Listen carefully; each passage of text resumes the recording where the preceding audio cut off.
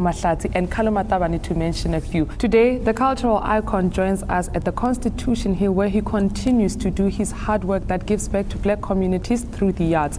Benjy Francis, welcome to Morning Live and thank you for making the time. My pleasure. Let's go back to the year 1980. What did you have in mind when you established the Afrika Cultural Centre? Well, when we started the Afrika Cultural Centre in 1980, we were already running a school, and we called it Action Centre, and it was a school for training actors. But I think the most important thing is that we were at a time where things were very difficult. So the acting school was not just an acting school. In a sense, Action Centre was about acting, and it was also about taking action in the society. So, sometimes I like to describe it as a kind of guerrilla place where we were starting to explore ideas and looking at very radical things in terms of what the theatre meant and what art meant in a society where we were struggling to be who we wanted to be. And why was it important for you to teach? Who taught you about the value of teaching? Well, I went to a school. I studied in London. I studied theatre, and I had a great interest in the performance process. I was interested in working with actors and developing ways of exploring how actors operate in the theatre. Working with an actor in the South African context was not just preparing somebody for the theatre. Mm-hmm. My big question was, how can I work with somebody and enable them to transform themselves in a society that was oppressing them and taking away their voices?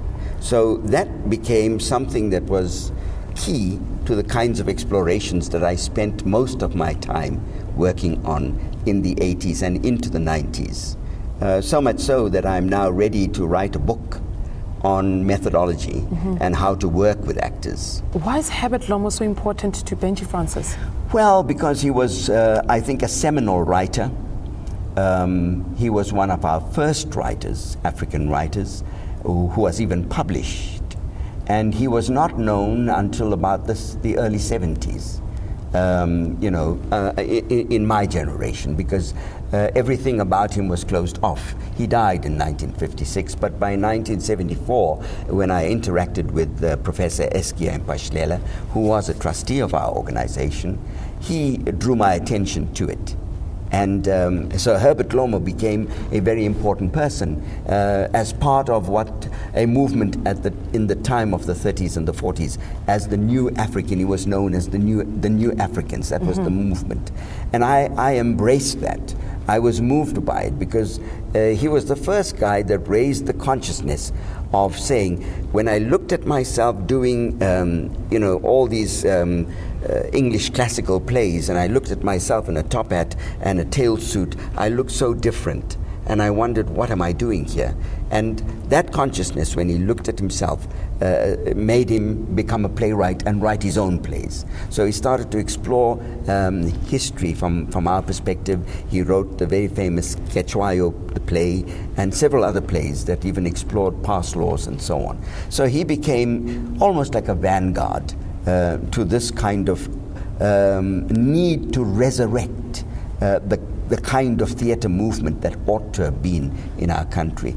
The Afrika Cultural Centre would later establish very valuable relationships with bodies like the Nelson Mandela Children's Fund and UNICEF, and clench very serious relationships with the likes of Whitney Houston and Quincy Jones.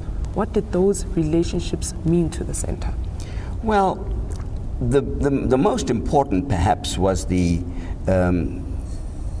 relationship with Nelson Mandela Children's Fund, because through it one was associating oneself with a very important person in the likes of Nelson Mandela. He was inspiring, and he was able, when he visited the center, to say he wanted to do something. He wanted to realize this project. And he gave me many works. In fact, I did some 6 projects through the Nelson Mandela Children's Fund for Nelson Mandela. So I feel quite privileged to have done that.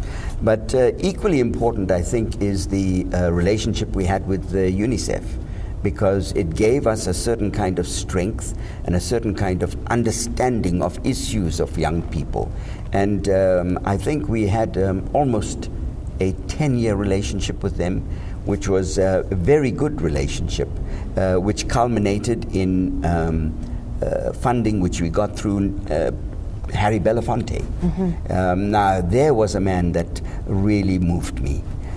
He was a guy who had come with such a rich experience, such a rich background. I grew up listening to his songs, and here was I meeting him, and I did a production for him called The Graveyard, and it was a production on HIV and AIDS in 2000. And he was so impressed with it, he actually sat there, tears rolling down his eyes, and he said to me, "I'm really moved by you guys." And he couldn't understand why the government and the society as a whole wasn't supporting this project the way it should. And he said to me, "I'm going to find you some money to do some work."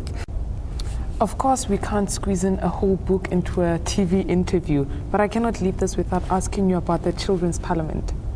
Well, yes, the Children's Parliament was something that we brought about with the relationship that we developed with UNICEF. And I developed that, and then when Mandela came in, he asked us to do the first parliament, and that was a parliament on HIV and AIDS. And we set up a whole structure in Bakhatla Gate at Pilanesberg. And that was quite an exercise. Under a huge tent, I think seating over 1,000 people, and we had 700 young people participating in the parliament. It was a South African parliament. In other words, we had children from all the provinces. So it was an exciting project that took me around the country, running workshops and bringing the young people together and creating this dialogue on the issue of HIV and AIDS. And that was quite something. And then we followed that up by doing provincial parliaments and doing several parliaments for different events and different issues, right up to sustainable development when the conference was on. To end it off, I think a vital question to ask you would be, art is? Life. Art is life. Creativity is life itself. I've said that many, many years ago, and I think it is the lifeblood of any society. Now, what does that mean? We are building a movement. We are building a movement of the arts and making young people understand that a sense of themselves only comes through a sense of their understanding of culture and the arts and how to express themselves through it. Benjy Francis, thank you for your time. My pleasure.